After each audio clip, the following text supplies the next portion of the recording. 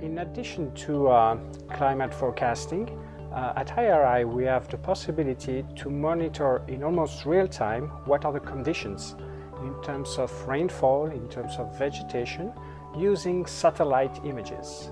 And we use different satellites provided by NASA, by NOAA, and we integrate them into the IRI data library, where we can monitor in almost real time the rainfall and the vegetation.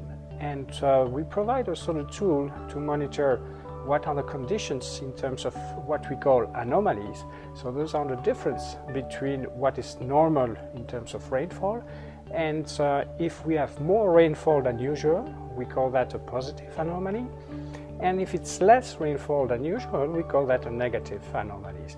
And using the satellite images, we have been able to monitor since November 2010 that the region in Somalia was in huge deficit, negative anomalies in terms of rainfall. So in countries like Somalia, the field measurements are not many, and we don't have a large picture of where is the problems of drought. And the satellite allows us at high spatial resolution. For example, the vegetation can be monitored at 250 meters spatial resolution. So each pixel that we see has a size of 200 by 200 meter on the ground, and covering the whole country. So we can pinpoint exactly where and which region is under stress of drought.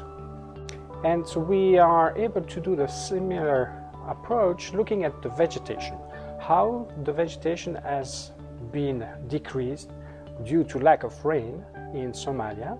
Using a satellite from NASA, we are able to look at the district level in Somalia and see that since November 2010 there has been a huge deficit in vegetation.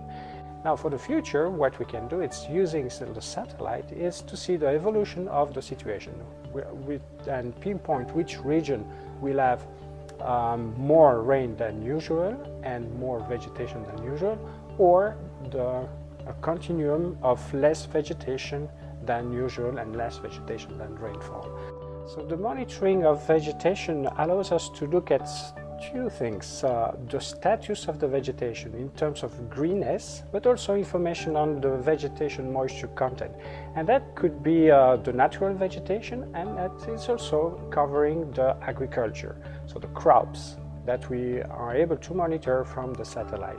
And with vegetation indices, monitoring the greenness and the moisture, we can have an idea of the crop conditions in the field.